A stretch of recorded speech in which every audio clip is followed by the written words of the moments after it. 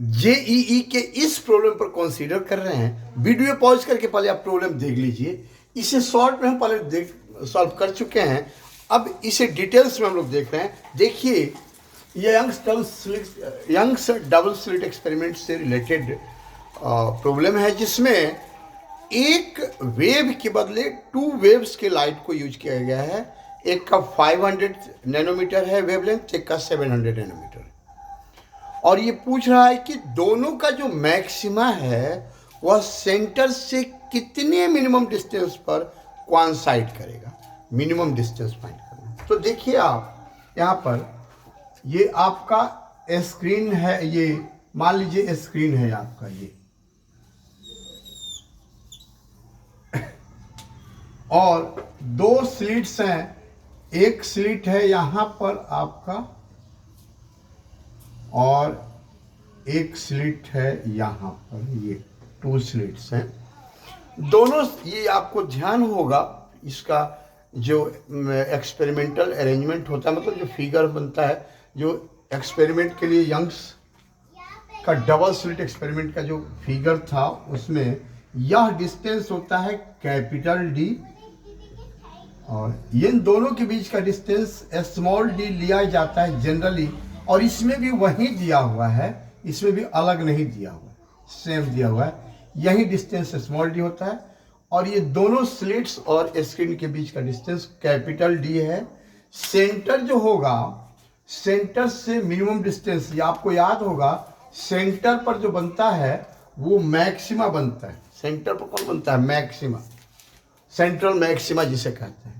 तो central maxima यहाँ बीच में जो होता है, यहाँ पर इसके सेंटर से इस पर परपेंडिकुलर ड्रॉ करेंगे तो यही हो गया सेंट्रल मैक्सिमा।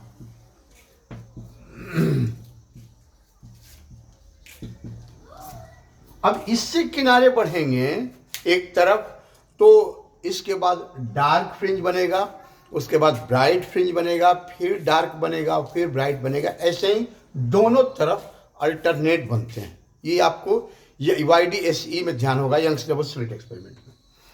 अब इसमें जब हम लोग फॉर्मूला का डेरिवेशन करते हैं तो डायरेक्ट यहाँ फॉर्मूला पर ही आगे बढ़ जाना है। सेंटर से y डिस्टेंस पर, सेंटर से y डिस्टेंस पर यहाँ कोई पॉइंट यदि है, तो यहाँ पर यदि मैक्सिमा देखना होगा, y डिस्टेंस पर यदि मैक्सिमा है, nth मैक्सिमा है यदि, तो y का वैल्यू क्या होगा? ये yn is equal to, solution यहाँ पर n lambda capital D upon small d। यही डिस्टेंस, यही फॉर्मूला आता है nth ब्राइट फ्रिंज के लिए, और डार्क फ्रिंज के लिए अलग आता है। तो अभी ब्राइट की बात कर रहे हैं तो ब्राइट की ही बात देखें, उसमें n+12 आ जाता है, बाकी सब यही रहेगा लैम्डा d/d। तो यहाँ पर सेंटर से ये nth ब्राइट फ्रिंज का डिस्टेंस है। तो अब आप देखिए, दोनों का जो वेवलेंथ है 500 और 700 मीटर, ये डिस्टेंस डिपेंड करेगा ना लैम्डा पर। लैम्डा के डायरेक्टली प्रोपोर्शनल होगा डिस्टेंस।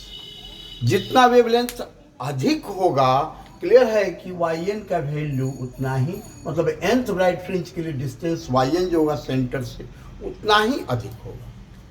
तो इसमें 500 नैनोमीटर के लिए जो nth ब्राइट फ्रिंज होगा 500 के लिए वो पहले होगा, और 700 के लिए nth जो ब्राइट फ्रिंज होगा वह बाद में होगा। तो दोनों का nth ब्राइट फ्रिंज तो कहीं कोइंसाइड नहीं करेगा। हाँ, एक का यदि एक कोई nth ब्राइट फ्रिंज को कोइंसाइड कर रहा है तो दूसरे का mth या pth या कुछ अलग होगा वैल्यू, वो कोइंसाइड कर सकता है।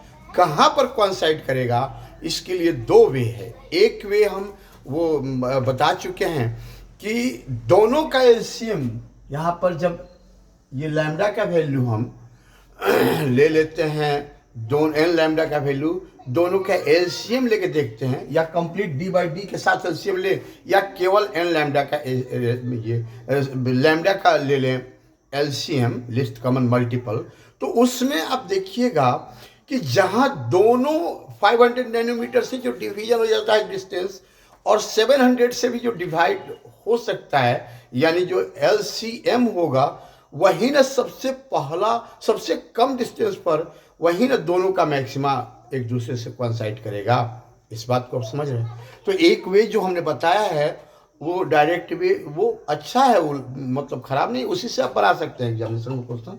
और कॉम्पिटिटिव एग्जाम का है तो शो करना ही नहीं है कि कैसे आपने बनाया, स्टेप शो करना नहीं है। तो उसमें क्लियर है कि जब एलसीएम लेंगे तो 500 और 700 का एलसीएम आ जाएगा 3500। तो ये y का जो जहां पर मैक्सिमा लाई करेगा, दोनों का कॉन्साइड करेगा, वो हो जाएगा 3500 नैनोमीटर में है तो nanometre into capital D by small d। हमको लगता है समझ रहे हैं? दूसरा एक वे है, उससे भी फाइंड कर सकते हैं, बात यही आएगी। देखिए दूसरा मेथड क्या है, यहां ब्राइट के लिए देखें तो अब ये 500 नैनोमीटर के लिए देखें, ब्राइट फ्रिंज के लिए कोई जहां एक दूसरे से कोइंसाइड कर रहा है तो y का वैल्यू दोनों के लिए सेम होगा। तो y इज इक्वल टू, हम मान लेते हैं 500 के लिए ये nth ब्राइट फ्रिंज होगा वहां पर 500 के लिए, तो n इंटू लैम्डा के प्लेस पर 500 नैनोमीटर कर देंगे, into capital D upon small d होगा। और हम ये मान लेते हैं यही डिस्टेंस y जो होगा जहां दोनों कोइंसाइड करेंगे वो mth मान लेते हैं 700 नैनोमीटर के लिए, वो mth ब्राइट फ्रिंज है जो कोइंसाइड कर रहा है, यानी 700 नैनोमीटर का mवां ब्राइट फ्रिंज और 500 नैनोमीटर का nth यानी nवां ब्राइट फ्रिंज एक दूसरे से कोइंसाइड कर रहा है वो सेंटर से। तो सेंटर से दोनों का डिस्टेंस क्या होगा? सेम होगा, और सेंटर पर सेंट्रल मैक्सिमा दोनों का होगा। तो y इज इक्वल टू, फिर हो जाएगा, इसका हम mth मान रहे हैं 700 नैनोमीटर का, तो 700 nanometre into capital D upon small d। ये तो आप समझ रहे हैं।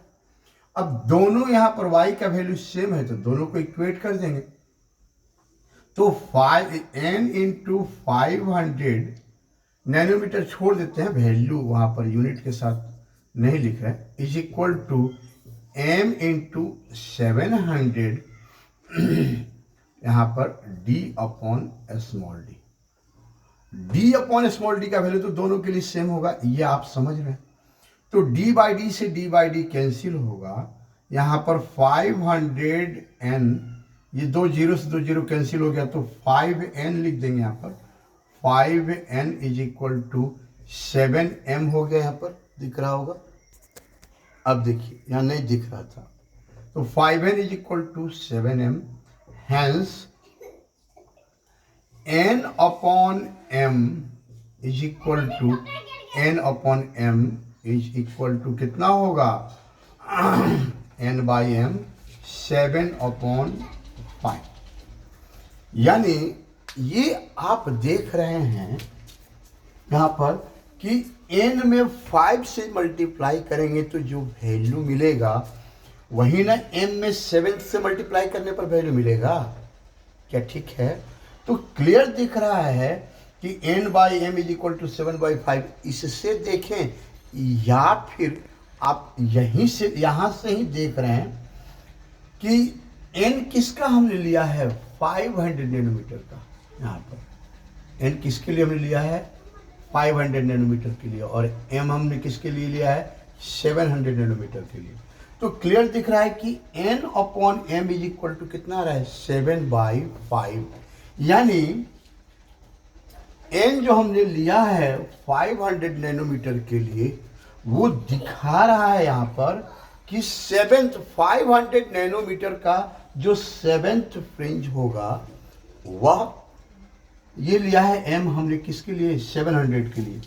700 नैनोमीटर के फ्रिंज, 700 नैनोमीटर का जो फ्रिंज होगा उसका, उसमें 5th जो फ्रिंज होगा वह कोइंसाइड करेगा, 700 नैनोमीटर का जो 5th फ्रिंज होगा वह कोइंसाइड करेगा 500 नैनोमीटर के 7th फ्रिंज से।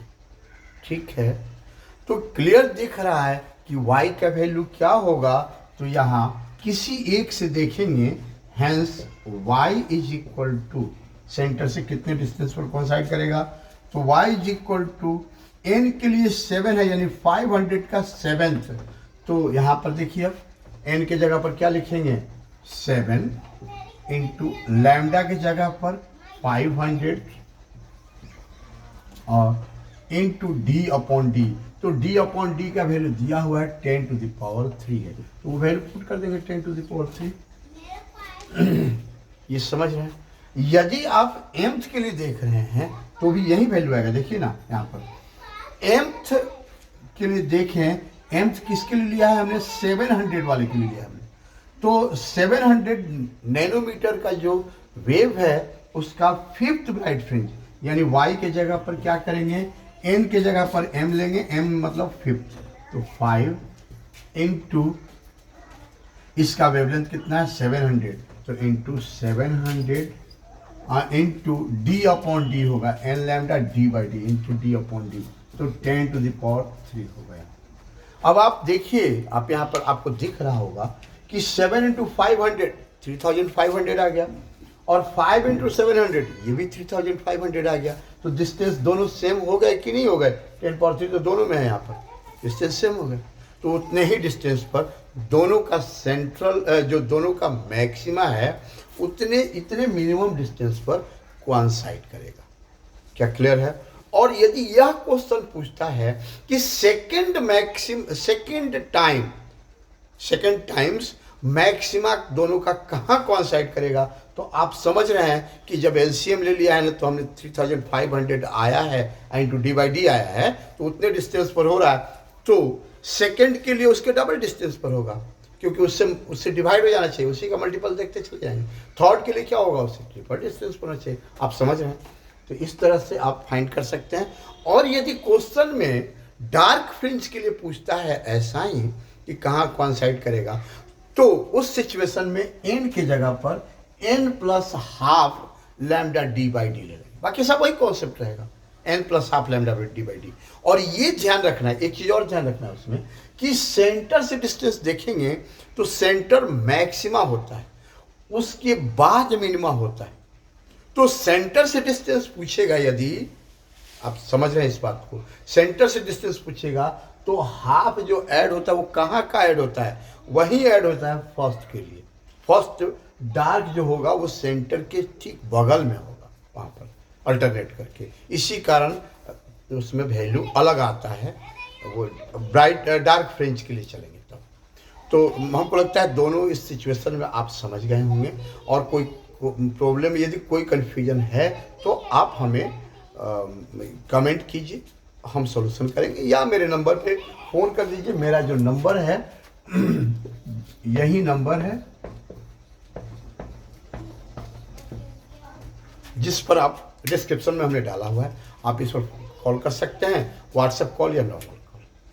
मेरा जेईई के पर्पज़ से वो ऑनलाइन क्लास चलता है, नीट के पर्पज़ से भी चलता है। Thank you.